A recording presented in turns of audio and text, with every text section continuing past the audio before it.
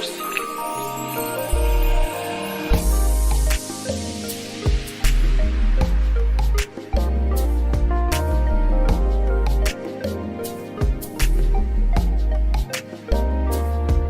Dieu a de possibilités. Pour un problème, Dieu a 1000 réponses.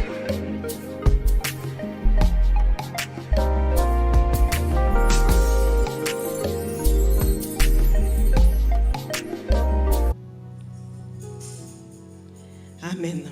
Amen. Amen. Amen.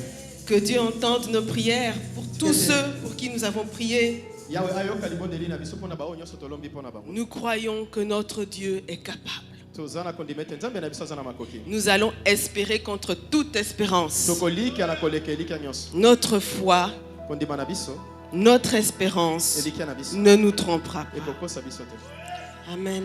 Amen. Alléluia. Shekinah, bonjour. Bonjour Shekina. C'est une joie de vous retrouver encore aujourd'hui. Ezali esengo komkuta na bino lisusu lelo. C'est vraiment une joie Eza penza esengo makasi. pour laquelle je bénis le Seigneur. Pona tina na yango na pambo likolo. Vraiment merci. Matondo, Merci à l'homme de Dieu. matondo na moto na nzambe. Je ne le vois pas. Azana si. L'ange de la maison. Yana vani. Amen. Bonjour papa. Mbote tate. Merci beaucoup Matondo pour ce privilège pona libaku et malamu. pour cet honneur. Et pona honneur. Vous savez, Moïse, on lui a demandé, mais qui t'a permis de te tenir devant le peuple de Dieu? Boyebi Mose batuna kai motuna kolobete yo zali nani pote yo tele maliboso na libota na nzambe. Ce n'est pas un jeu, hein? Ezali sanote. Et je suis consciente de la responsabilité qui est la mienne. Pe ngai nazana bososoli ya responsabilité ezali ngai. Merci. Matondo. Merci pour la confiance. Matondo pona confiance. Merci, Pasteur Edo. Matondo mobati. Merci, mes mamans. Matondo Merci, ba mama na ngai. les évangélistes, mes confrères. Matondo ba pandi sango. Que Dieu vous bénisse Tikete ya wapambola bino. pour votre travail. Pona musala na bino. Alléluia. Merci, Shekinah. Matondo Shekina. Merci à tout le monde d'être là. Matondo na batu nyonso kozala wana. Que Dieu vous bénisse aussi. Tikete ya wapambola bino pe. Permettez-moi d'honorer encore une personne. Bopesa ngai nzela na pesa lisusu moto moko longonya. J'aimerais dire merci à mon mari. Nalingi naloba matondo na mobali na ngai. Il est là, Azali wana. Edgar Kabongo. Papa Vous savez, d'habitude, c'est plus souvent lui qui prêche et moi qui suis assise. Yende ateyaka mingi pe ngai nazaya kofanda. Mais à chaque fois que je dois prêcher, Kasi batango nyonso sengeli na esengaka na teya. il me soutient, il m'encourage. Yazalaka tango nyonso na pazali kopesa nga bakasi. Vous savez, pour qu'une femme puisse faire le ministère, Boyebi pote mwasi asala lotomo. puisse faire quelque chose pour Dieu, Pote asala eloko pona comme nzambe. préparer une prédication, Kola kobongisa mateya. il faut que derrière, Esengeli ete na sima. Dieu ait donné un bon cœur à son mari. Nzambe apesa motema monene mpe malamu na mobali na ye. Ah oui, je n'ai pas beaucoup dormi, je vous dis déjà. Nalali mingi te nalobi na bino déjà. Et c'est cet homme de Dieu Kasi eza moto na nzambe. qui m'a soutenu derrière Nde asungaki ngai. quand j'ai disparu Tango nga na pour limwaki. préparer cette prédication. Pona kobongisa mateya. Que Dieu te bénisse, homme de Tikete Dieu. yawe apambola yo. Amen. Amen. Alors j'étais venue vous voir il y a quelque temps Wana mikolo eleki na yaki kokutana na bino. et je suis venue vous bombarder d'informations. Pe na ye lisusu kobakisela bino basango. Je vous avais entretenu sur... Nasolola qui se kana souvient bino. même du titre? Parce que je suis sûre Nani que dans azokanisa lisusu le lisusu flot kaka. d'informations que je vous ai donné, vous avez perdu le titre. Na ndimisa misolo ete na ba information nyonso na pesa ki bino bungisa kutuna ko bungisa mama likambo na te yaka.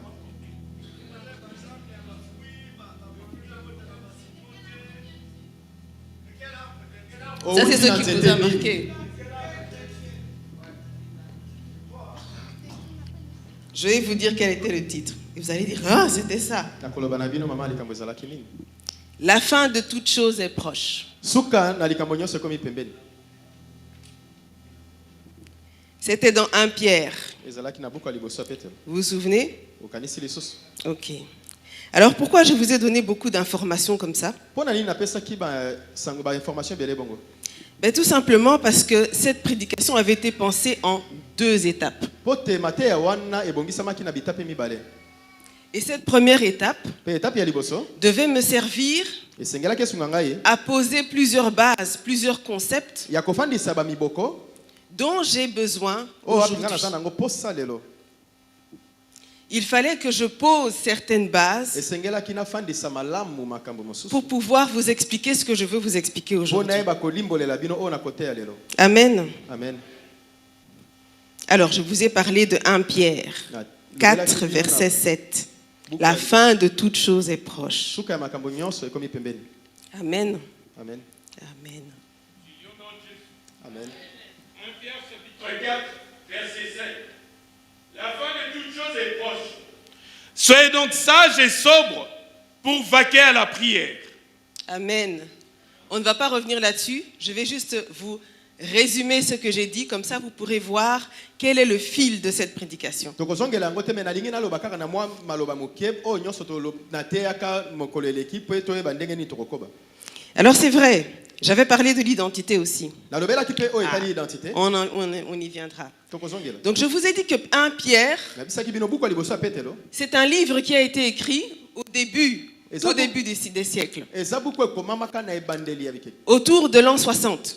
na mbula 60 Juste après, un peu après la mort de Jésus. mwa ntango moke nsima ya kufa yesu Et donc, je vous ai dit que Pierre a dit, mpe nayisaki bino ete petelo déjà alobaki en 60, na ntango wana deja que la fin de toute chose était ete proche. suka ya makambo nyonso ebelemi En 60, na mbula wana il disait déjà, ya bandaki deja la koloba fin est proche. ete suka ekomi Et pembeni lui, il disait la fin de toute chose te est ande koloba proche. suka ya makambo nyonso Alors, je vous ai dit, yango nalobaki na bino s'il y a une fin, soki eza na suka moko c'est qu'il doit y avoir un commencement. ekoloba ete ebandeli mpe esengeli eza Et s'il y a une fin et un commencement, soki suka mpe ebandeli ezali c'est qu'on est dans le temps. seke tozwami kati na ntango D'accord? Et si on est dans le temps, e soki toza kati na il nous ntango faut savoir dans quel temps nous sommes. esengeli na biso tososola toyeba toza na ntango nini Et par rapport au fait de connaître dans quel temps nous sommes, mpe na koyeba na ntango nini biso il tozali y a des personnages dans la Bible eza mpe na bato kati na bibilia dont c'était la particularité, oyo ape tokoki koloba te ezalaki lolenge na bango oyo ande kokesanisa bango na mosusu les fils d'Issachar. bana ya isakar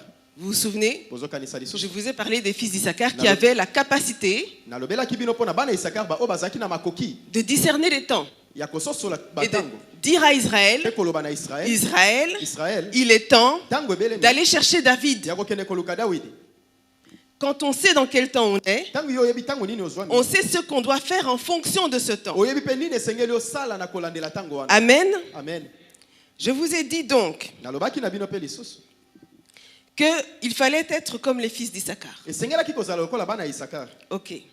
Je vous ai dit aussi nayebisaki mpe bino que par rapport à ce temps, ete na kolandela ntango puisque oyo nous sommes dans le temps lokola biso tozwami et kati que na nous ntango, devons savoir dans lequel nous sommes, esengeli toyeba na ntango nini Jésus tozali nous donne des indications. yesu azali kopesa biso mwa baindication De ce temps, Jésus dit na ntango oyo yesu azali que koloba le prince de ce monde vient ete mokonzi ya mokili oyo et azali qu'il n'y a koya rien de lui en moi. kasi ye aza na eloko na ye na kati na ngai te Alors on a parlé de quel monde? On s'est posé la question de Mpe quel monde il tomitunaki s'agit. motuna mokili nini yango ezali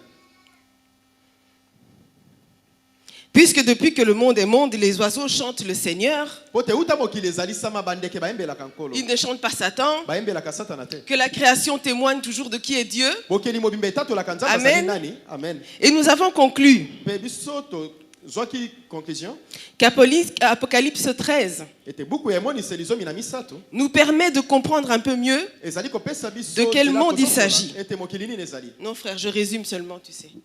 Donc, dans Apocalypse 13, qu'est-ce que vous allez trouver? na emoniseli zomi na misato nini bino bokokuta Vous kuna trouverez une description de la bête. bokokuta lolenge nini bazali koloba ye satana aza lolenge nini Et cette bête, la Mpe bête, nyama yango on dit d'elle balobi na ye qu'elle a plusieurs formes. On Et voit de- un ours, on voit un léopard, on voit un lion, vous vous souvenez? aza na balolenge ebele bazali komona nkosi bazali komona nkoi bazali komona balolenge mingi ya banyama Et ça nous fait penser à quoi? mpe yango ezali kokanisa Je ne sais pas si ça j'avais eu le temps de le dire. nayebi te soki nazalaki na ntango ya koloba yango Il y a quelque temps de cela, j'entendais un homme de Dieu qui donnait une interprétation justement sur cette bête-là, mwa batango euti koleka na yo kaka moto na nzambe moko kopesa ndimbola en ya makambo présentant wana na kotalisaka chaque animal comme une puissance. nyama nsima na nyama lokola nguya moko to mpe bokonzi moko Voilà, donc soit un état, ekoki kozala ekolo une puissance. nguya Et quand j'ai entendu ça, je m'étais dit, oh bon, encore quelqu'un qui essaie d'interpréter à sa manière. J'ai pas trop fait attention.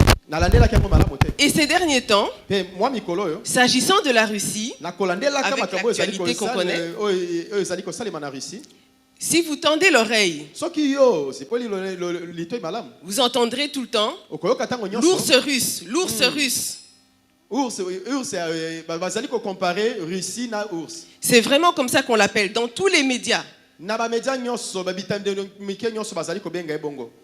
Et quand j'ai entendu ça, je me suis dit, oula, Apocalypse. Donc cet homme-là n'avait pas tort. Si effectivement la Russie est un ours, que le monde anglo-saxon, américain, anglais a toujours été vu comme emblème, le lion,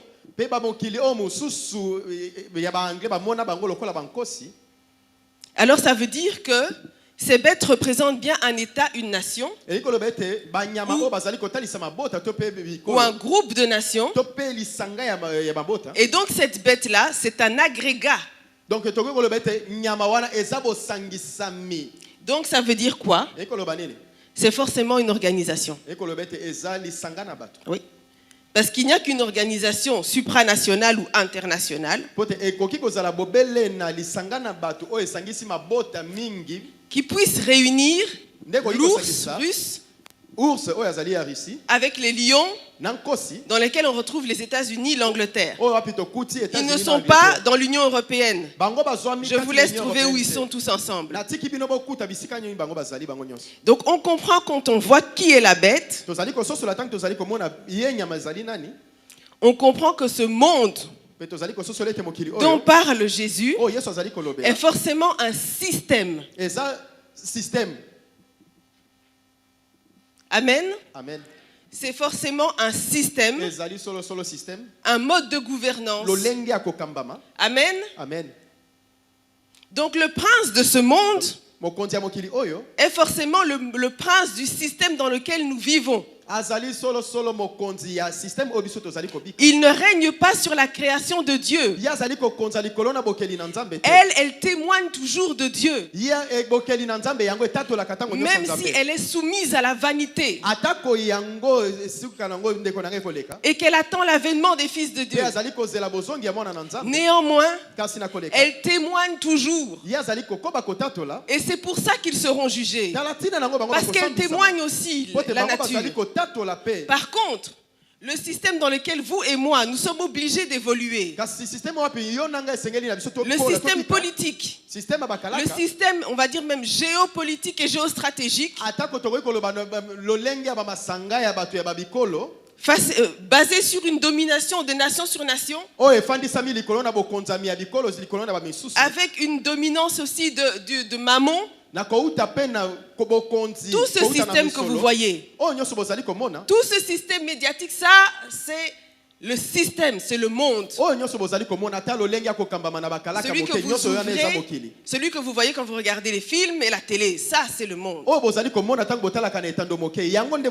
Donc, Jésus a dit que ce prince qui vient, il n'a rien en moi. Et de ce prince, qu'est-ce qu'il est dit? Jean 8, 44 nous dit qu'il est menteur et père du mensonge. Si tu es un système dont le prince est forcément le père du mensonge, ça veut dire que nous avons un système basé sur le mensonge. Et je vous ai dit que Satan, même quand il vous dit la vérité, il vous ment. Comme ça, quand on sait ça, on sait comment nous devons regarder l'autre. Amen. Amen. La vérité se trouve dans l'église, elle ne se trouve pas dans le monde. Il ne faut jamais l'oublier. C'est l'église qui a la vérité, ce n'est pas le monde. Amen. Amen. Donc je vous ai dit, je vous ai parlé du prince de ce monde et de ce monde. Je vous ai parlé des fils d'Issachar. Je vous ai parlé aussi donc de 1 Pierre. Et donc dans 1 Pierre, Pierre dit que nous sommes dans les temps de la fin. Nous sommes à la fin. Et donc il parle de la fin. Mais de la fin de quoi? Alors je vous ai dit, qu'il fallait replacer notre histoire et nos événements dans le contexte général dans lequel ils se trouvent. Ça veut dire quoi? Ce que nous sommes aujourd'hui et que nous vivons aujourd'hui n'est pas indépendant de toute chose. Sachant en plus que le visible vient de l'invisible. Et comme je vous ai dit, les deux mondes sont plus proches que ce qu'on croit souvent. Quelle est l'histoire? Et cette histoire vous expliquera pourquoi on est à la fin. Cette histoire a commencé au ciel avec un ange très glorieux qui un jour s'est dit: je suis tellement beau, je suis tellement glorieux que peut-être moi aussi je pourrais être Dieu. Je vous ai dit que cet ange a été chassé. On l'a renvoyé de la terre. Il a perdu là-bas, du ciel. Il a perdu. Ensuite, qu'est-ce qu'il fait? Le Seigneur a créé un homme, une femme. Il les a mis dans un jardin. Et cet ange est arrivé. Et il s'est dit: moi on m'a chassé de là-bas et il crée ses créations ici. Il est venu, il a parlé à Ève. L'Éternel a-t-il vraiment dit? A-t-il réellement dit? Et on connaît l'histoire. Ève prend le fruit, elle en donne à son mari, il mange. Le Seigneur arrive et le Seigneur parle. Premier jugement. Tout le monde est sanctionné. La femme, tu enfanteras dans la douleur. L'homme, la terre te produira des ronces et des épines. Et le serpent aussi. Et il lui est dit: la postérité de la femme t'écrasera la tête et toi tu lui mordras le talon. Sanction est tombée, fin de la première phase. Nous sommes rentrés dans la deuxième phase. Cette deuxième phase, c'est quoi? Le diable se dit: c'est quoi cette promesse? Quelle est cette personne qui doit m'écraser la tête? Décision: je dois poursuivre la postérité de la femme. La femme et l'homme, pécheurs, ont une promesse. La postérité écrasera la tête du serpent. Et cette deuxième phase, où le monde va sombrer dans le péché, va consister en une chose: la poursuite de cette postérité qui doit mourir. Les uns attendent leur promesse, l'autre veut tuer la promesse avant qu'il ne soit écrasé. Et ils se poursuivent. On arrive au temps de Noé. Le monde a sombré au point où les fils de Dieu ont eu des relations avec des filles des hommes. On est dans la bassesse de l'humanité. Mais il y a une promesse. Noé rentre dans l'arche. Au temps de Moïse, même plus tard, Abraham d'abord. Dieu se choisit un homme, se fait un peuple. Moïse, à nouveau Satan revient. Est-ce que c'est lui? À la naissance, on tue les premiers-nés. Cette postérité, je dois l'avoir. Malheureusement pour lui, non seulement Moïse ne meurt pas, mais ce n'était pas Moïse. Et toute cette seconde phase, en passant par les rois, qui vont voir arriver et émerger toutes les figures qui vont rentrer en jeu dans la troisième phase. Nous aurons le roi David qui va préfigurer le roi selon le cœur de Dieu. Nous verrons Élie qui doit revenir dans la troisième phase. Nous verrons Jézabel qui laissera son nom aussi dans l'histoire et qui reviendra aussi à la fin. tous ces personnages arrivent. On nous parle du Léviathan. Ils se mettent en place. Ils annoncent ce qui doit venir. Et les prophètes parlent. Le Messie doit venir. La promesse doit venir. La promesse doit venir. Et Satan attend. Jusqu'à Matthieu. Et dans Matthieu, des sorciers. Oui, des sorciers. Les mages sont des sorciers. Et les sorciers qui scrutaient le monde spirituel, ils disent c'est maintenant. Il doit venir. Ce roi descend maintenant. Et comme c'est des sorciers, ils passent par Hérode, ils le disent à Hérode. Les bergers. C'est quand même terrible parce que les sorciers, eux, ils ont vu par eux-mêmes, mais les bergers, il faut que les anges viennent leur dire. Le peuple de Dieu est parfois distrait. Hein? Ceux qui ne l'étaient pas, c'est ceux qui attendaient et qui savaient. Siméon le savait, Anne le savait. Il est arrivé. Et Hérode l'entend. Et Satan passe par Hérode. Il est où? Il est où? Je dois le tuer avant qu'il m'écrase. Ça ne marche pas. Le Seigneur descend en Afrique. Égypte. Et il est protégé. Et ça va continuer. Cette deuxième phase de poursuite va atteindre son paroxysme. Quand Jésus dira lui-même, le prince de ce monde vient et il n'y a rien de lui en moi. On est proche de Gethsémani. Pendant tout le ministère de Jésus, il y a une tension. Satan l'a repéré. Il faut qu'on l'ait. Mais ce n'est pas le moment. Il faudrait qu'il soit seul. Satan passe par les pharisiens, par les religieux de l'époque qui maîtrisaient la parole. Il passe par eux. Comment on peut la voir? Quand est-ce qu'on peut la voir? Et puis il y a Gethsémani. Et Jésus plie, il fait plier sa volonté. Il fait plier sa volonté. Le monde des ténèbres s'est préparé. Ils sont tous là. C'est l'heure. Ça y est. La promesse ne s'accomplira pas. On l'aura avant qu'il nous écrase. Et nous connaissons la suite. Notre Seigneur accepte de donner sa vie. Hérode, Pilate, ils ont tous participé. Et le peuple a crié, nous on veut Barabbas, crucifiez-le.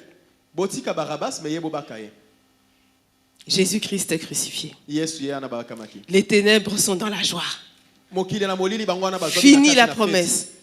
Sauf que quand il meurt, qu'est-ce qu'il dit? Il ne dit pas ah, Seigneur, je suis foutu. Qu'est-ce qu'il dit?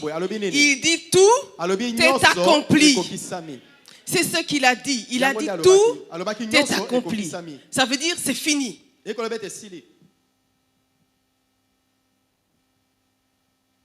Et puisque c'est fini, c'est fini. Le diable a perdu. Sa tête a été écrasée littéralement. C'est l'œuvre de Golgotha. Sa tête a été écrasée. Et à partir de là, nous rentrons dans la troisième phase. Puisque tout est fait, tout est fini, nous sommes à la fin. Amen. Amen. Pierre dit, la fin de toute chose est proche. L'histoire des hommes s'est déroulée. C'est bon. Maintenant, la tête du diable a été écrasée. Christ est mort. Le diable a perdu, la mort a perdu. Parce qu'un innocent ne pouvait pas être retenu. Il est ressuscité. Avec des saints. On a vu des saints marcher dans Jérusalem ce jour-là. Les tombes se sont brisées. Non seulement il est ressuscité, mais il nous a amenés à acte 2:42. Il fait naître l'Église. L'Église naît. Et l'Église, c'est le dernier acte. L'Église, ce sont les ouvriers du troisième temps. Nous sommes rentrés en jeu. Mais nous sommes rentrés en jeu face à un adversaire qui a déjà la tête écrasée. Notre travail, il faut que ce message soit prêché dans le monde entier pour servir de témoignage. Il n'est pas dit pour convertir tout le monde, pour servir de témoignage. Amen. Amen. Et c'est là que se situe Pierre. Il doit faire son travail. Le travail de la fin. Amen. Amen. Pour en finir avec Pierre, dans ce temps de la fin, il nous dit, il dit en écrivant, et je rappelle, il écrit aux églises d'Asie mineure. Il leur dit, on est à la fin. Et il ne leur dit pas, puisqu'on est à la fin, il faut commencer à paniquer. Puisqu'on est à la fin, il faut commencer à courir partout. Qu'est-ce qu'il leur dit? Puisqu'on est à la fin, que faut-il faire? Il faut se comporter correctement. Terrible. Il nous dit qu'il faut se comporter correctement. Pourquoi? Parce qu'il y a un jugement. Et le jugement va commencer par l'Église. Et c'est là que je vous ai dit aussi que n'est pas Église tout le monde. Que tous ceux qui rentrent à l'Église n'est pas forcément l'Église. Dieu connaît les siens. Et quand Dieu juge, il y a plusieurs étapes au jugement. Le jugement de Dieu, vous ai-je dit, c'est un jugement qui amène à la sanctification. Et par rapport à ce monde, c'est l'étape numéro 1. Parce que quand on suit l'Apocalypse, vous verrez qu'une série de jugements s'abat sur le monde jusqu'au tout dernier jugement. Alors nous sommes à la fin. Nous sommes dans les temps de la fin, mais pas encore à la fin du monde. Amen. Amen. Nous avons encore, tant que nous ne sommes pas dans les milléniums, nous avons encore 1000 ans avant la fin des fins. Amen. Ça, c'était ce que je vous ai dit. Et c'est là que l'identité est importante. Qui est l'Église? Le Seigneur sanctifie son Église. Pourquoi? Parce que quand vous reprenez l'histoire, nous sommes arrivés à la fin. Mais à un moment donné, à partir d'Acte 42, l'histoire se divise. Il y a celle du monde qui va poursuivre sa course jusqu'au jugement dernier. Mais il y a celle de l'Église qui s'apprête à partir. Amen. Amen. L'Église est appelée à être enlevée. Nous avons le rendez-vous de l'enlèvement. Le monde a le rendez-vous du jugement. Amen. Amen. Ça, c'est ce que je vous ai dit. Amen. Amen. Ah, je repars. Alors, vu que nous savons qui est l'Église. Nous savons qui est l'Église. Et nous savons aussi que cette Église doit passer par un temps de purification. D'où ma deuxième partie d'aujourd'hui. La fin de toute chose est proche. Amen. Amen. Mais cette fois-ci, je vous amène dans Apocalypse. Alléluia. Apocalypse 1, verset 17.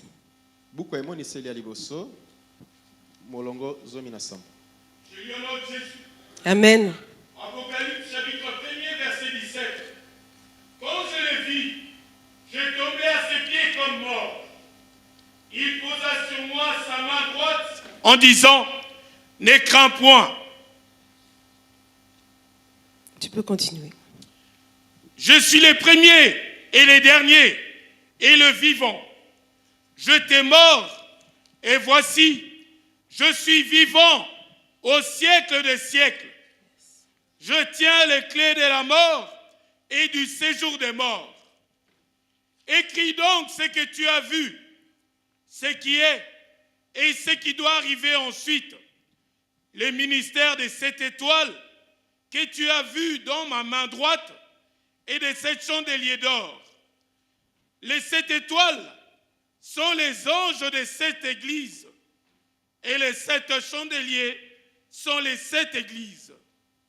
Amen. Amen. On s'arrête d'abord là. À qui est-ce que Jean doit s'adresser? Quand vous allez dans Apocalypse 1, vous verrez révélation de Jésus-Christ, cette révélation de Dieu. Dieu l'a confié à Jésus-Christ pour qu'il montre à ses serviteurs ce qui doit arriver bientôt.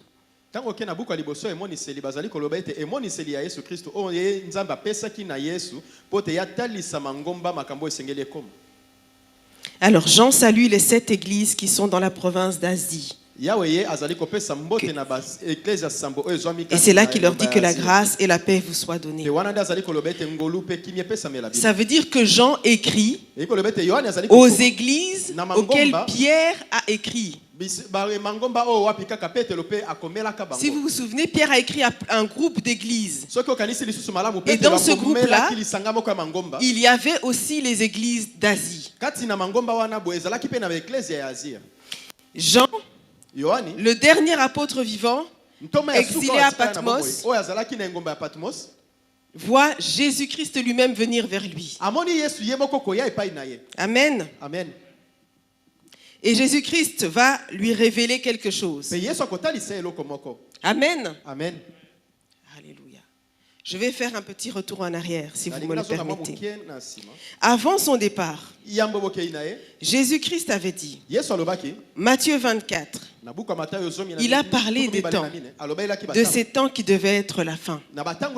Et qu'est-ce qu'il avait dit? Il avait dit de ces temps, je vous résume, quand on lui a dit, mais Seigneur, regarde ce temple, il est beau. Il a dit que dans peu de temps, il ne restera plus pierre sur pierre. Les apôtres lui demandent, mais dis-nous alors quand est-ce que ce sera la fin?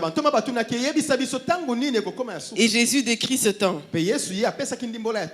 Alors je vous dis déjà, si moi je vous ai fait peur avec la prédication de la dernière fois, allez lire Matthieu 24. Parce que Jésus ne prend pas de gants. Qu'est-ce qu'il dit? Du monde, il dit que le monde sera dans la douleur, les tribulations. Des disciples de Christ, il dit qu'ils seront persécutés. Il parle de trahison, de séduction. De l'iniquité, il dit que l'iniquité augmentera. Et que ça va entraîner un refroidissement de la charité. Ensuite, Paul décrit aussi ces temps, en parlant des hommes qui deviendront égoïstes, amis de l'argent. Amen. Amen. Ça, c'est le temps, comme le décrit Jésus. C'est temps de la fin dans lequel nous sommes. Et dans ces temps-là, Jean voit Jésus venir à lui. Et Jésus lui dit, écris ces choses. Et il lui dit même, écris ces choses parce que le temps est proche. Et c'est Jésus qui lui dit ça dans l'Apocalypse. Et nous sommes toujours au 1er siècle après Jésus-Christ. Qu'est-ce qu'il a écrit? Avant de passer au chapitre 2 qui est le cœur de mon message, j'ai besoin de 7 personnes. 7 personnes, s'il vous plaît.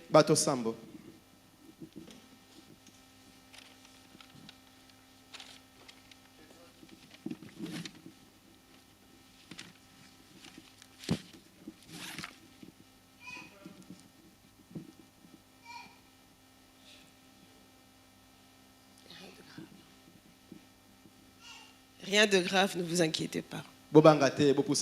J'ai besoin de 7 personnes. Frère, tu seras celui qui remet les enveloppes. Merci. Alors, comme je vous ai dit, Apocalypse 2, est le cœur de ce message.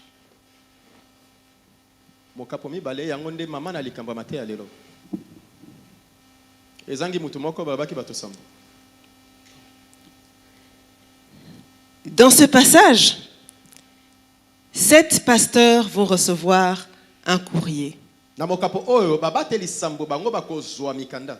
Ils reçoivent un message.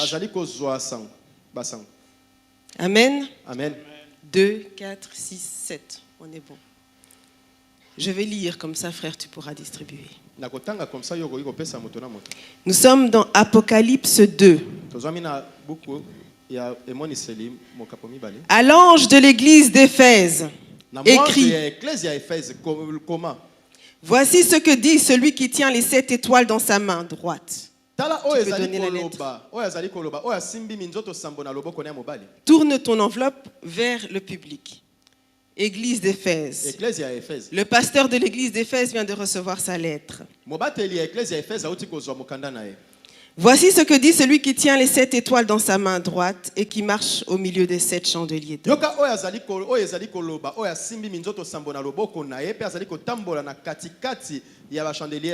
Je connais ta conduite, la peine que tu prends et ta persévérance.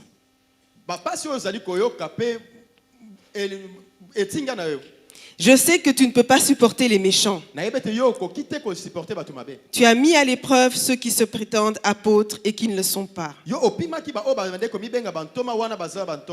Et tu as décelé qu'ils mentaient. Tu as de la persévérance. Tu as souffert à cause de moi et tu ne t'es pas lassé. J'ai cependant contre toi que tu as abandonné l'amour que tu avais au début. Allons, rappelle-toi d'où tu es tombé. Change et reviens à ta conduite première. Sinon, je reviendrai à toi et j'ôterai ton chandelier d'or de sa place si tu ne changes pas. Voici pourtant une chose que tu as en ta faveur. Tu détestes les œuvres des Nicolaïtes, tout comme moi. Que celui qui a des oreilles écoute ce que l'Esprit dit aux églises. Au vainqueur, je donnerai à manger du fruit de l'arbre de vie qui est dans le paradis de Dieu. L'église d'Éphèse a reçu sa lettre.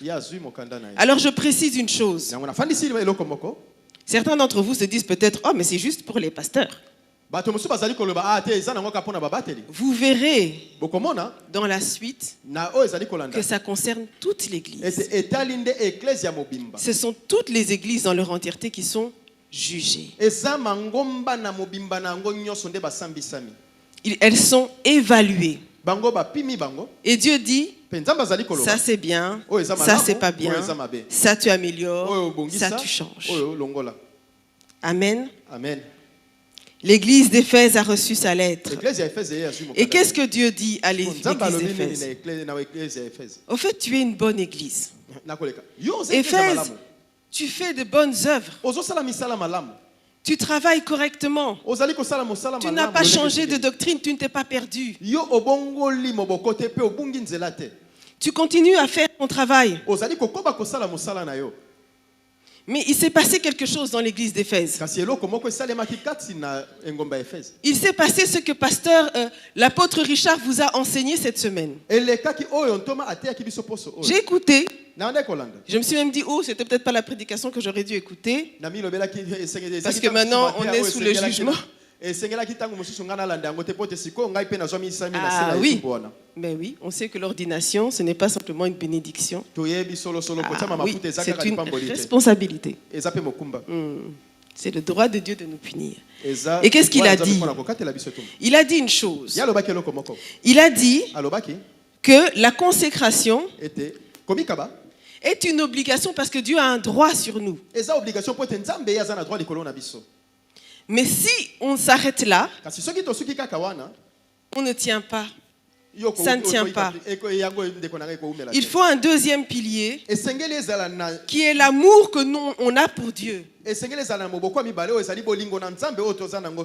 sers Dieu parce que je dois le faire parce qu'il m'a racheté, je lui appartiens. Mais je dois le servir aussi parce que je veux le servir, parce que je l'aime. Et ce que Dieu dit à Éphèse, Éphèse, tu me sers. Tu me sers même bien. Sauf que tu m'aimes plus. Tu fais les choses parce que tu dois les faire. Toi et moi, quand on a commencé, ce n'était pas comme ça. Et le Seigneur se pose en époux. Tu ne m'aimes plus comme avant. C'est ça qu'il dit à Éphèse. Tout est bien, Éphèse. Tu fais ce qu'il faut. Tu respectes la doctrine. Tu es active. Je n'ai rien à te reprocher. Et même les Nicolaïtes, tu les détestes aussi. Mais Éphèse, tu ne m'aimes plus. Voyez comment Dieu accorde de l'importance à l'amour qu'on a pour lui. Jésus est un époux et il veut que son épouse, avant qu'il vienne la chercher, celle qui viendra chercher, doit l'aimer. Mais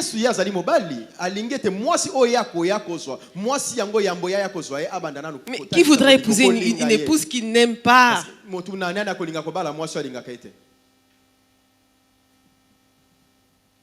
Éphèse, tu fais tout bien. Mais Éphèse, tu ne m'aimes plus. Quand on aime quelqu'un, croyez-moi, ça se voit. Et vous le savez. On fait même des choses qu'on n'est pas obligé de faire.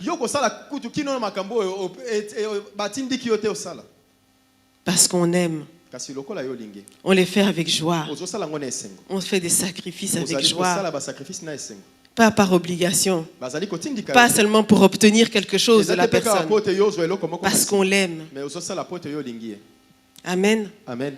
Éphèse, tu fais tout bien, mais tu ne m'aimes plus. Alors, la deuxième église va recevoir sa lettre.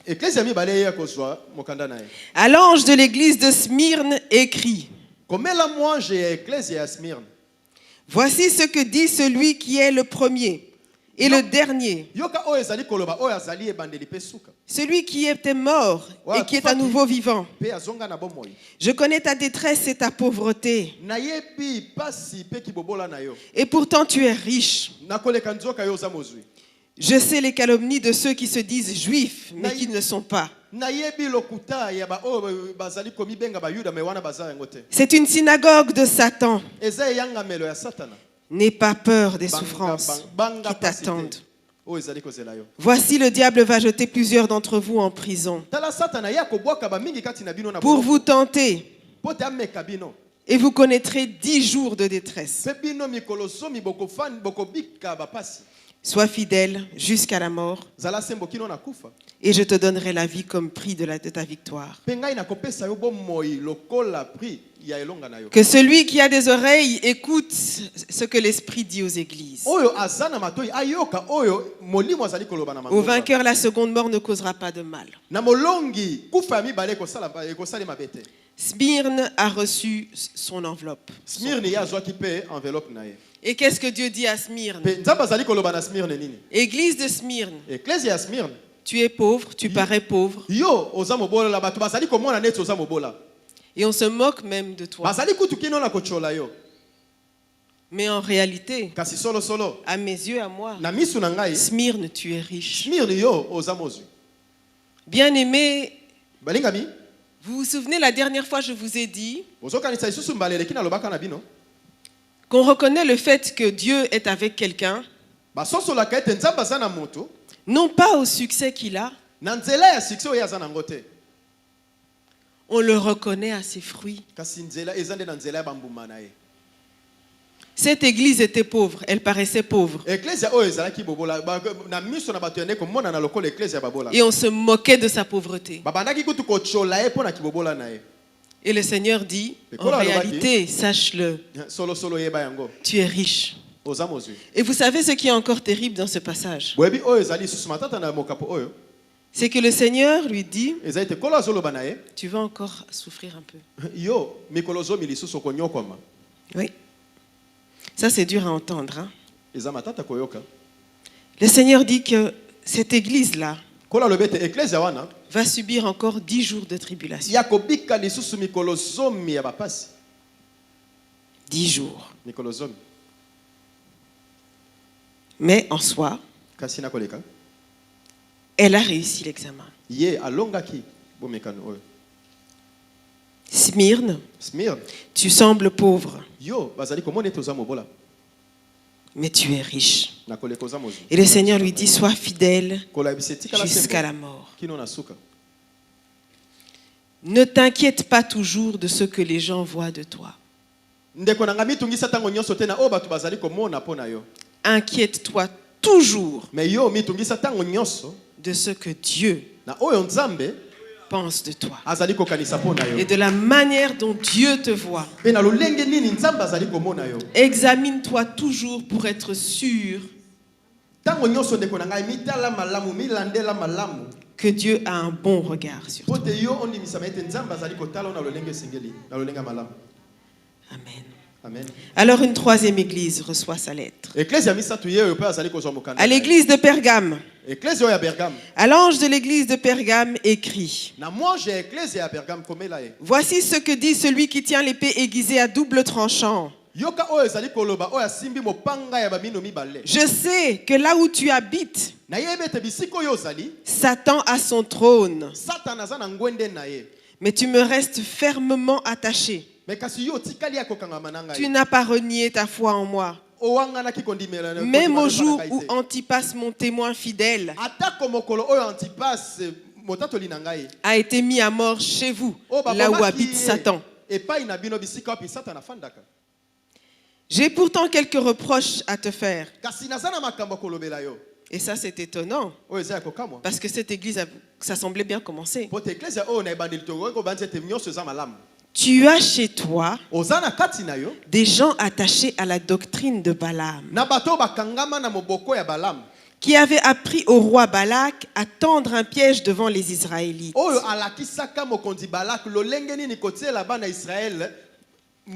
Il voulait qu'ils participent au culte des idoles en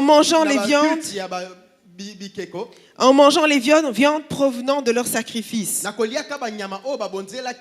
et en se livrant à la débauche. De même, tu as toi aussi des gens attachés à la doctrine des Nicolaïtes. Change donc, sinon je viens à toi sans tarder et je vais combattre ces gens-là avec l'épée qui sort de ma bouche. Que celui qui a des oreilles écoute ce que l'Esprit dit aux églises.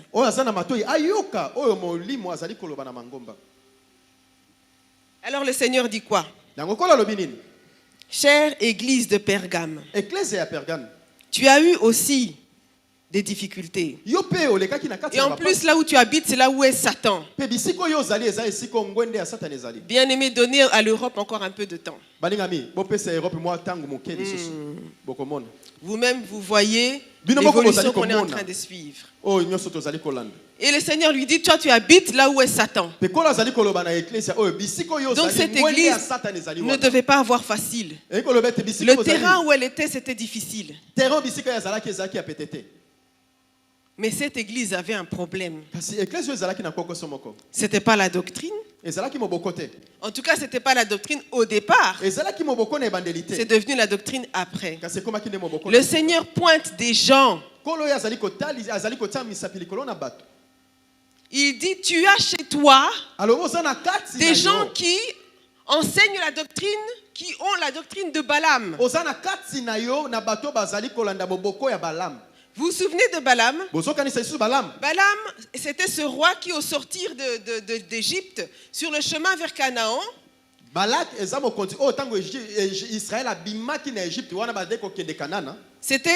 c'était plutôt le prophète appelé par le roi, à qui on avait demandé de maudire Israël. Et Dieu et le roi lui avait dit, maudis-moi ce peuple. Parce qu'il cherchait à le vaincre. Et Balaam a dit, je ne peux pas maudire ce peuple. Je ne peux pas maudire un peuple qui est béni par Dieu. Sauf que, leçon terrible. Je ne peux pas le maudire, mais il y a une autre manière de la voir. Pousse ce peuple à pécher contre son Dieu. S'il pêche contre son Dieu, c'est son Dieu lui-même qui va les punir. Là, tu pourras les avoir. Et bizarrement, cette histoire ne se trouve pas dans Nombre. Vous retrouvez cette histoire d'ici. Balaam qui s'était dit, oh moi je suis le prophète qui quand je me mets à genoux les yeux s'ouvrent, etc. Il a trompé Israël. Et le Seigneur vient juger l'église de Pergame parce que l'église de Pergame a en son sein ces gens-là. Terrible. Donc, église de Dieu, tu dois veiller à qui tu as dans ton sein. Parce qu'il risque de t'amener un jugement.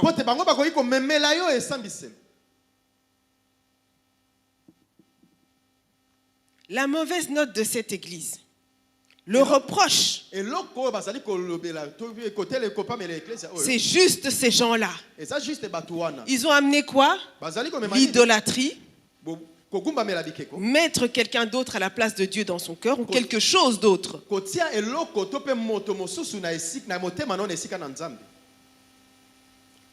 Les viandes sacrifiées et l'impudicité. Sachez bien, juste une précision, que quand Paul revient de son voyage missionnaire et qu'il est reçu chez Jacques, qu'est-ce qu'on lui dit? On discute. Donc c'était même Pierre. On discute de la conversion plutôt des païens. Et alors il y a une discussion qui est là parmi les apôtres à Jérusalem. Et il y a une décision qui est prise. Et Jacques dit quoi? Ah, on ne va pas imposer plus aux païens qui viennent de se convertir. On ne va pas les mettre sous la loi juive. Mais qu'est-ce qu'on va faire? On va leur écrire pour leur dire de s'abstenir de quoi? Des viandes sacrifiées aux idoles et l'impudicité. Regardez comment le Seigneur est fidèle. Parce que ce sur quoi ces gens sont jugés, c'est juste par rapport à ça. Les viandes sacrifiées qu'on avait dit ne touchaient pas. Et les idoles. On ne leur a pas dit vous n'avez pas respecté le sabbat, etc. On a dit non. Ce que Jacques avait dit dans cette réunion, vous avez transgressé, c'est ça.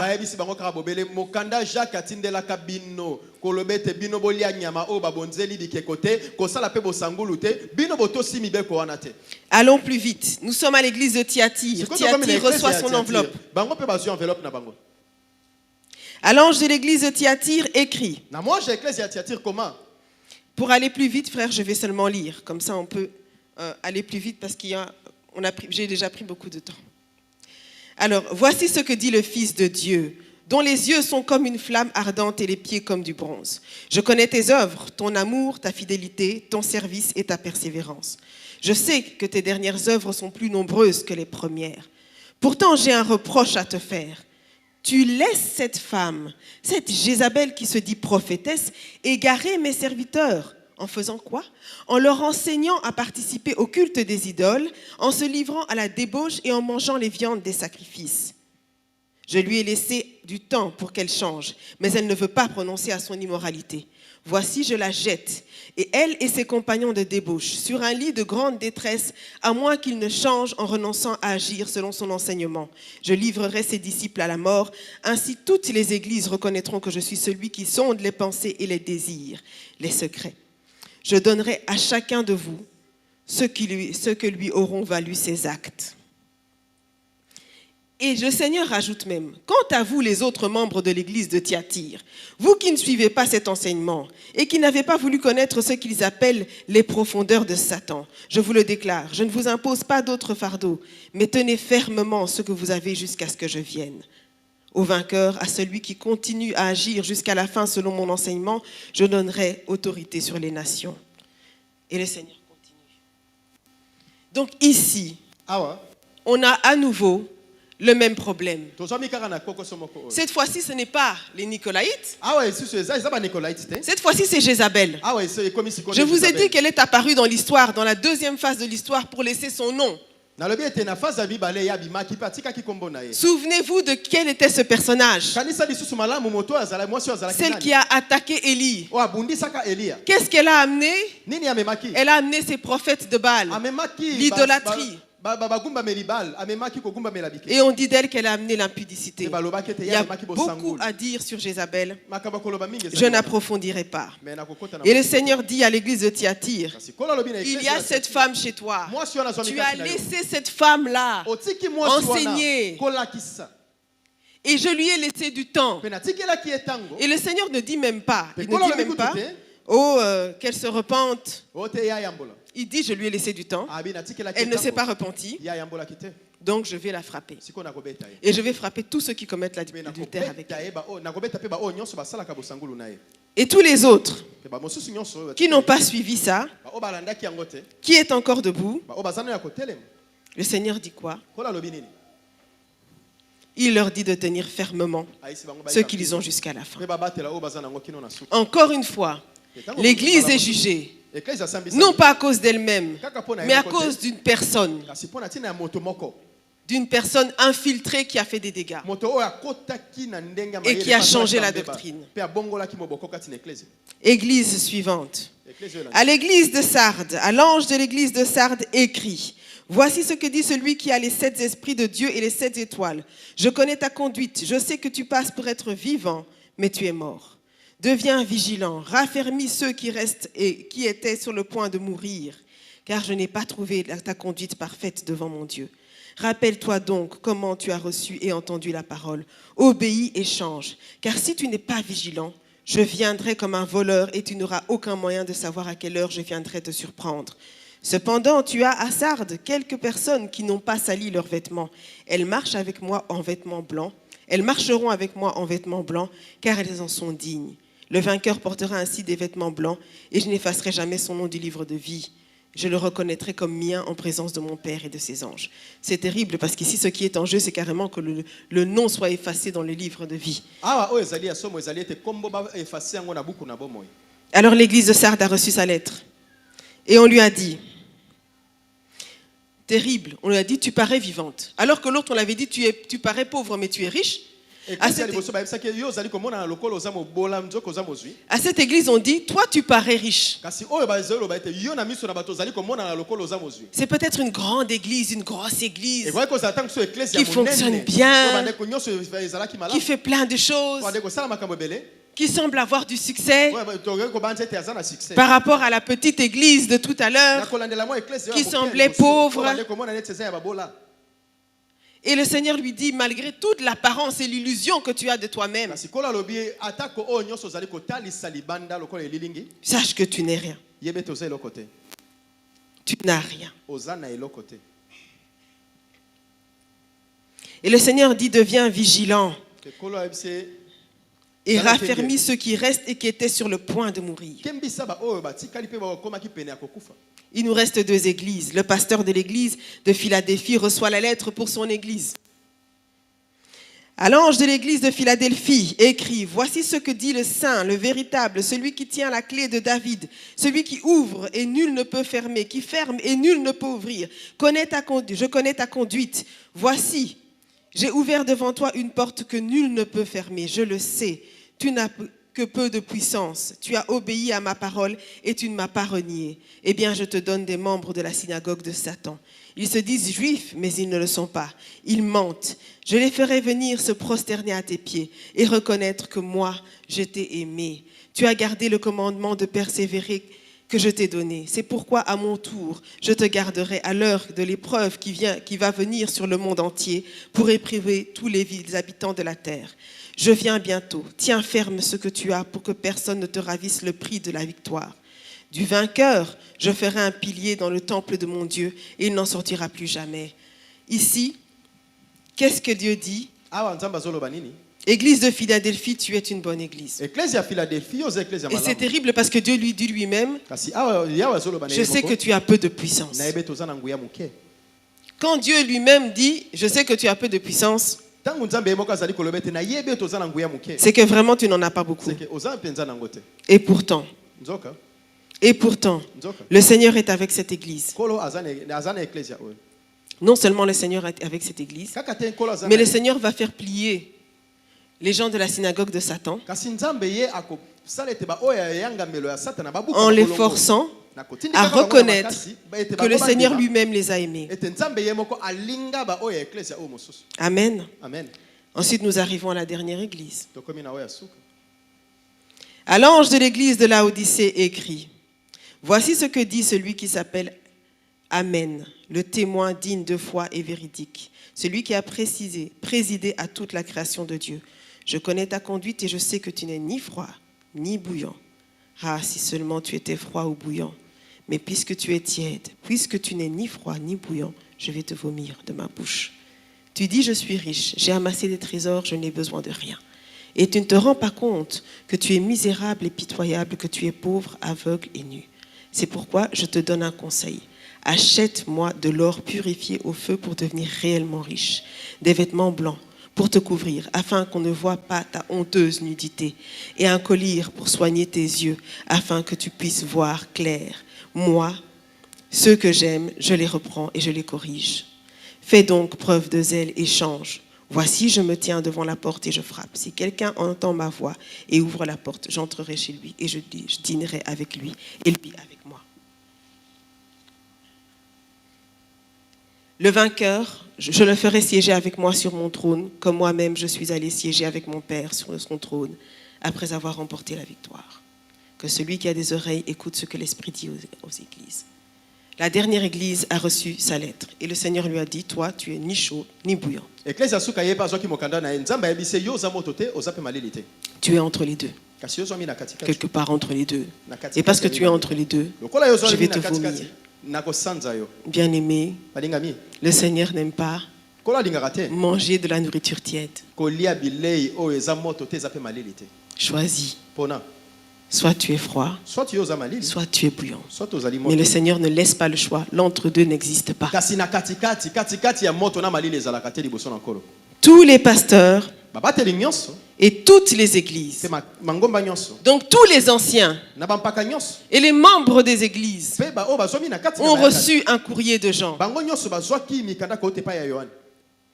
Et qu'est-ce que ce courrier dit? Il dit que dans ces temps où nous sommes, c'est cette église. Il y en avait plusieurs à cette époque-là. Mais le Seigneur ne montre que 7. Comme pour dire, voilà le panel des attaques, des reproches, des courbures que peut avoir l'église. Nous avons vu dans ce texte que le diable s'y est pris de différentes manières pour détourner l'église de son chemin. À l'église d'Éphèse, le diable a volé. Il a volé quoi? Il a volé son premier amour. Il s'est arrangé pour que Éphèse n'aime plus Dieu comme avant. Et qu'est-ce que Dieu lui dit? Éphèse, souviens-toi. À l'église de Smyrne, le diable a fait quoi? Il a amené des tribulations. Puisque je ne peux pas te voler ton premier amour parce que toi tu aimes trop ton Dieu, je vais te persécuter. Sachez qu'aujourd'hui, beaucoup d'églises sont sous la persécution. À l'église de Pergame, d'abord pour Smyrne, pardon. Face à ces tribulations, qu'est-ce que Dieu dit? Ne crains pas. À Pergame, qu'est-ce que Dieu dit? infiltration, distraction. Qu'est-ce que Dieu lui dit? Repens-toi. À Thyatire, qu'est-ce qui s'est passé? Infiltration, séduction. Qu'est-ce que Dieu dit? Je vais frapper. À Sardes, qu'est-ce que le diable a fait? Illusion. Qu'est-ce que Dieu lui a dit? Sois vigilant. À Philadelphie, qu'est-ce qui s'est passé? Mensonge et moquerie de la part de la synagogue de Satan. Qu'est-ce que Dieu lui a dit? Retiens ce que tu as. À Laodicée, qu'est-ce que Dieu dit? Distraction, refroidissement. Qu'est-ce que Dieu lui a dit? Viens acheter. Merci. Vous pouvez retourner à vos places. Merci. Église de Dieu, tu as un choix à faire. Cher frère, je sais qu'il te reste encore une enveloppe. Ah, tu nous diras à la fin quelle enveloppe te reste. Amen. Amen. Il restait une enveloppe. Amen. Amen. À la fin de ces lettres, Jean les a envoyées. Et toutes les églises les ont reçues. Et il ne faut pas dire ça, c'est pour les pasteurs. Vous avez entendu. Il y a des gens. L'église, c'est vous. L'église, c'est vous. L'église, c'est moi.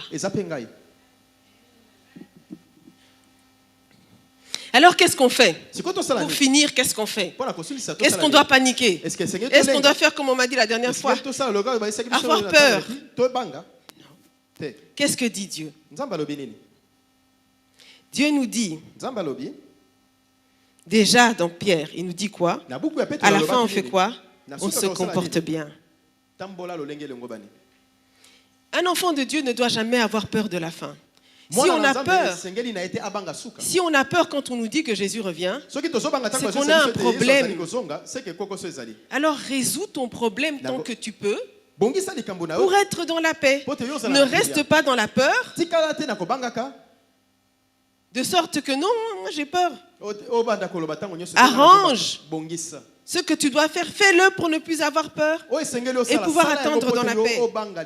Luc 12, 28 nous dit quoi?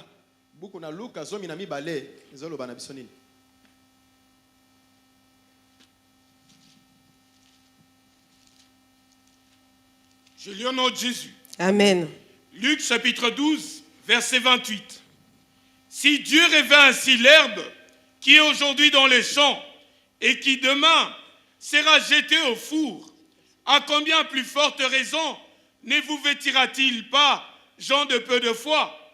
Amen, frère, je pense que ce n'est pas le bon verset. C'est le verset qui dit « Quand vous verrez ces choses arriver, relevez vos têtes, car la délivrance est proche. » À mon avis, c'est Luc 2. Je le chercherai, je vous dirai. Ce n'est pas le bon verset. Le Seigneur nous dit, Luc, au fait, ce passage de Luc, c'est un passage qui va faire miroir à Matthieu 24. C'est la même histoire qui est racontée. On parle... À un moment donné, les disciples parlent aussi du temple. Et alors, c'est la même histoire, c'est le même moment où Jésus leur explique ce qui va arriver.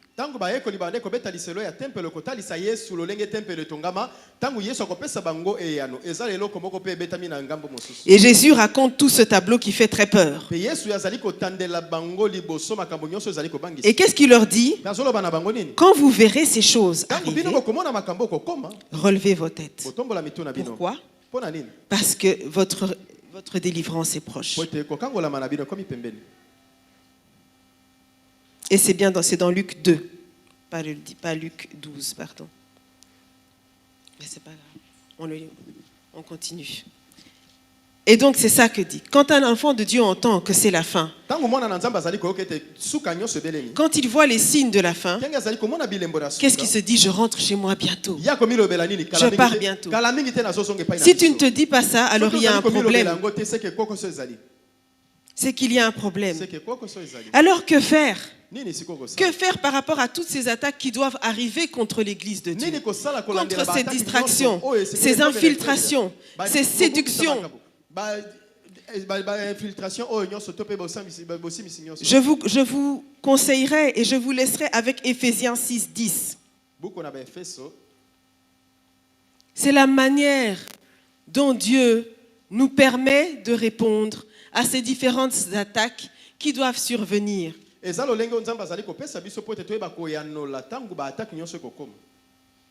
lis au nom de Jésus. Amen. Éphésiens chapitre 6, verset 10. Au reste, fortifiez-vous dans le Seigneur et par sa force toute puissante. Tu peux continuer, frère. Revêtez-vous de toutes les armes de Dieu afin de pouvoir tenir ferme contre les ruses du diable. Car nous n'avons pas à lutter contre la chair et le sang, mais contre les dominations, contre les autorités, contre les princes de ce monde des ténèbres, contre les esprits méchants dans les lieux célestes. C'est pourquoi, prenez toutes les armes de Dieu, afin de pouvoir résister dans le mauvais jour et de tenir ferme après avoir tout surmonté. Tenez donc ferme. Ayez à vos reins la vérité pour ceinture, revêtez la cuirasse de la justice, mettez pour chaussure à vos pieds le zèle qui donne l'évangile de paix. Prenez par-dessus tout cela les boucliers de la foi, avec lesquels vous pourrez éteindre tous les traits enflammés du malin. Prenez aussi le casque du salut et l'épée de l'esprit, qui est la parole de Dieu. Faites en tout temps, par l'Esprit, toutes sortes de prières et de supplications. Veillez à cela avec une entière persévérance et priez pour tous les saints. Amen. Amen. Le Seigneur ne nous a pas laissés sans rien. Il nous propose de revêtir l'armure. Bien aimés, les temps que nous vivons sont des temps difficile. La Bible dit que le diable sait qu'il lui reste peu de temps. Alors il est descendu avec une grande colère. Nous sommes dans un temps où les deux royaumes s'affrontent sévèrement. Le diable ne va épargner rien ni personne. Il va frapper dans tous les sens où il peut frapper. Parce qu'il sait qu'il lui reste peu de temps. Peu de temps. Il veut faire le plus de dégâts possible.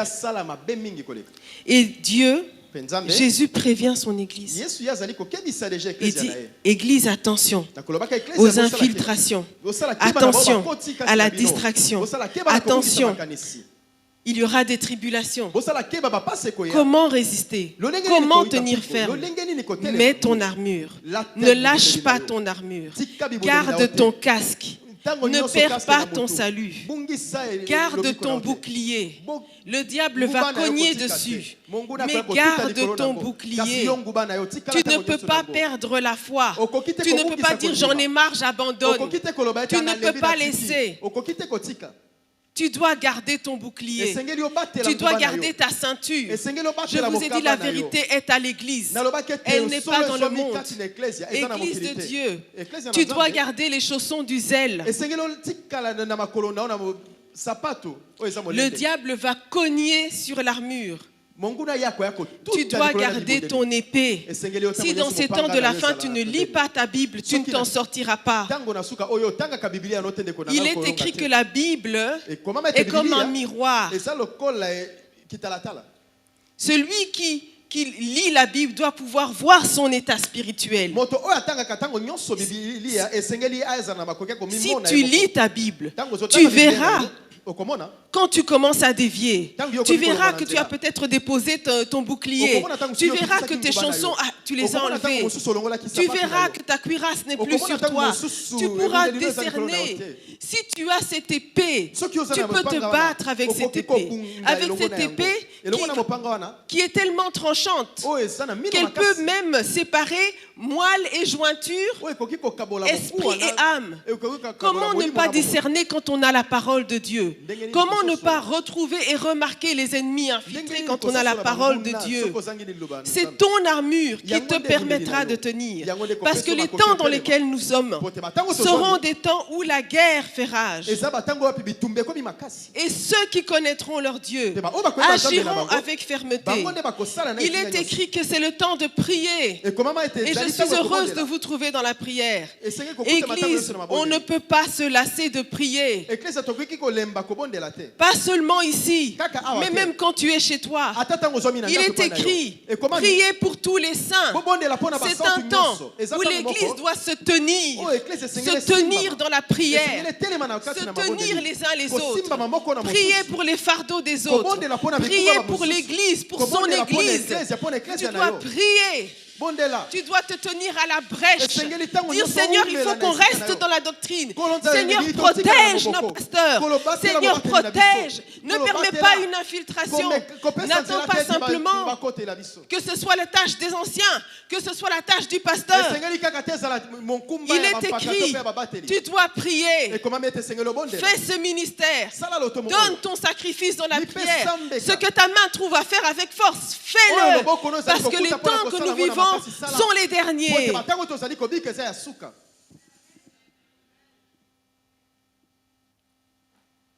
Ne lâche pas ton armure. Et qui dit armure dit combat. Donc tu ne dois jamais oublier contre qui tu luttes. Et tu ne dois jamais oublier que tu es dans un combat. Ne t'assoupis pas. Ne te refroidis pas. Ne t'endors pas. Ne laisse pas ton âme se reposer. Discerne. Intercède, prie. N'attends pas d'avoir une œuvre qui fait succès. On n'a même pas besoin de savoir que toi tu es intercesseur dans ta chambre. Plie les genoux, paye le prix. Parce qu'on t'a dit, fais ça en tout temps. Tu intercèdes, tu pries. Dans ton carnet de prière, il doit y avoir les membres de ton église. Il doit y avoir peut-être quelqu'un de ta rue qui doit se convertir. Il doit y avoir. Il n'y a pas que toi. Tu dois prier.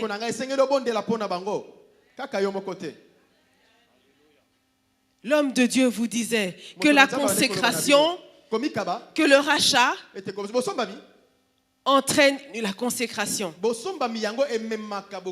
Tu ne peux pas rester sans rien faire. Prie. Fais ton service.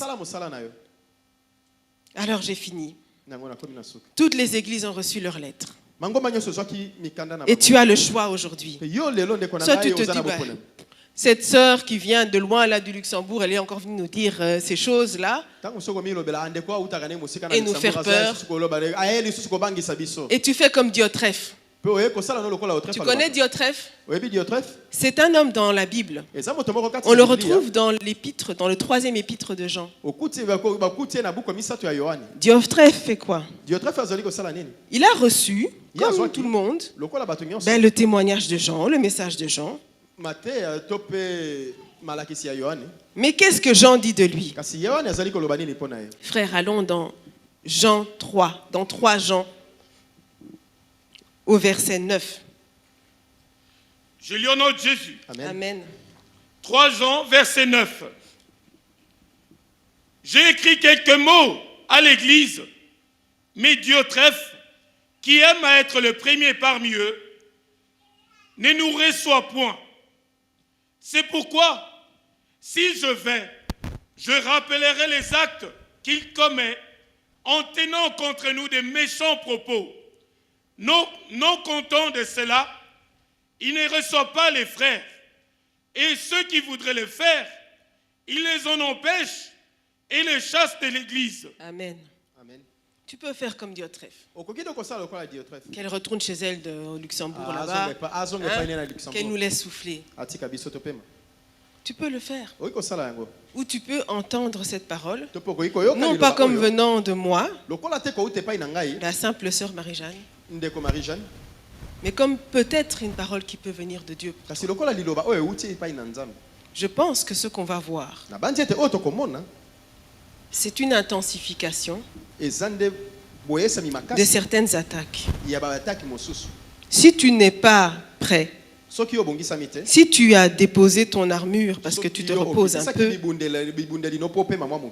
tout ce que tu feras, c'est « regarde ce qui se passe là-bas ».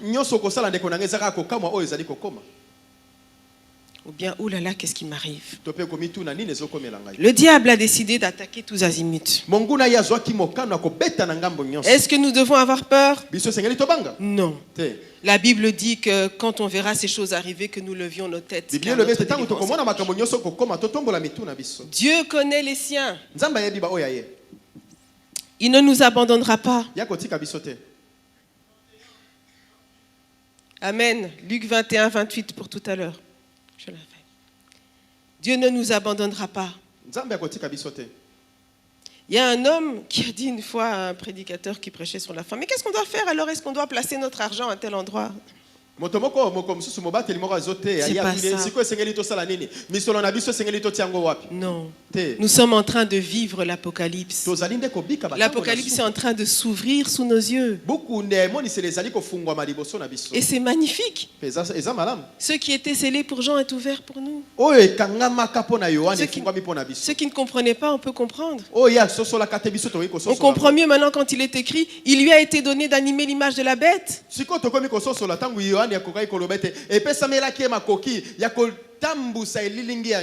Parce que maintenant on a des appareils qui animent des images. Et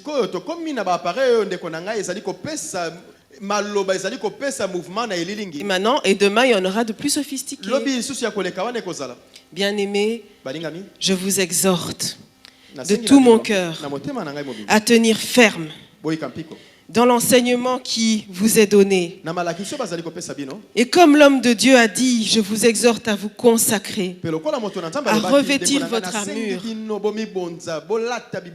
à faire votre service, qu'il soit visible des hommes ou pas.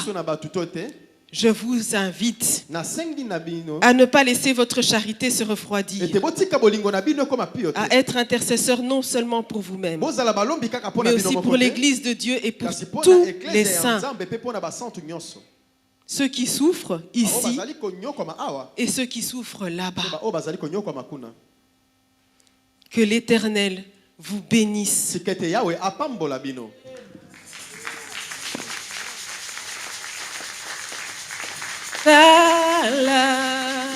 Nasala wapi, nasala nako salela nani, nako salela Yesu nkolo masia nangai, bomo inangai, Yahweh nasala, sala, Alléluia.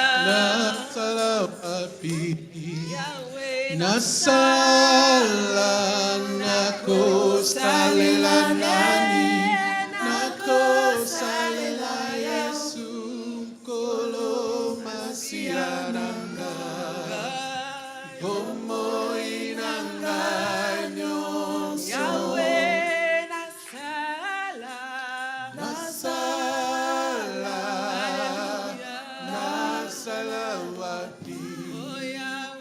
Nasala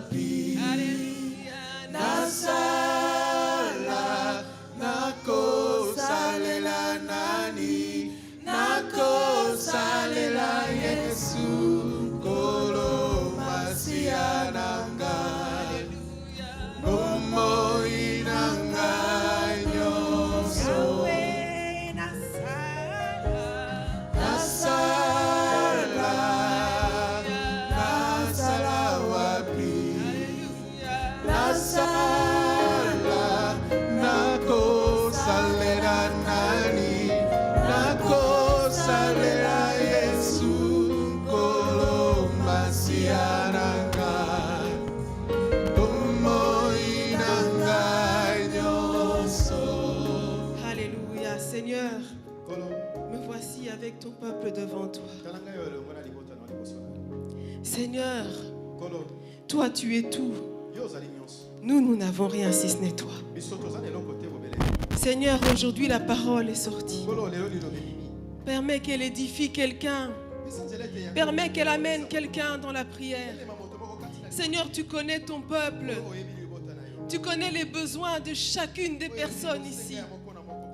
Oh Seigneur, alors qu'il fait rage au dehors, Seigneur, souviens-toi de tes enfants qui ont choisi de t'aimer et de te servir. Souviens-toi d'eux, Seigneur, pour les soutenir dans cette fin des temps, pour soutenir leur foi. Les apôtres ont dit, augmente notre foi. Seigneur, souviens-toi d'eux pour rencontrer leurs besoins. Parce que David a dit, oh Dieu, ne me donne pas trop de peur que je t'oublie.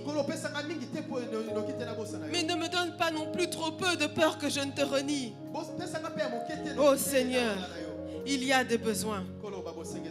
Et il est dit que tu ne resteras pas silencieux alors que tombent en défaillance les esprits, les âmes que tu as faites. Seigneur, soutiens ton peuple pour qu'il reste ferme. Soutiens ton peuple pour que sa foi reste debout. Soutiens ton peuple pour qu'elle reste sur la droite voie.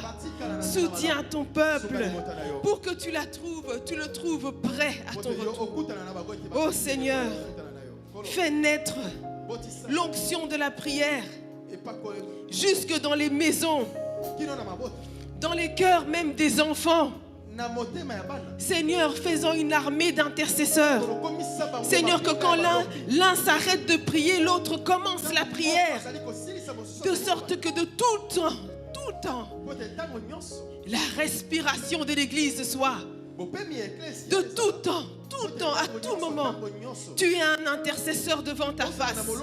Seigneur, que ce soit au travail, que ce soit en préparant, que les prières montent, que chacun porte les fardeaux des autres, que notre charité ne se refroidit pas. Fais de nous, Seigneur, des serviteurs fidèles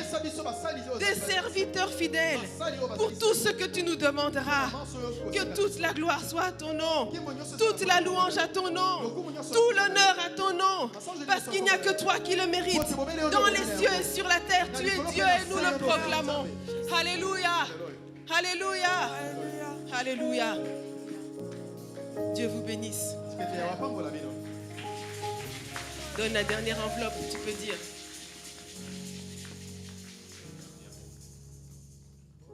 La dernière enveloppe, c'est celle des chéquiers.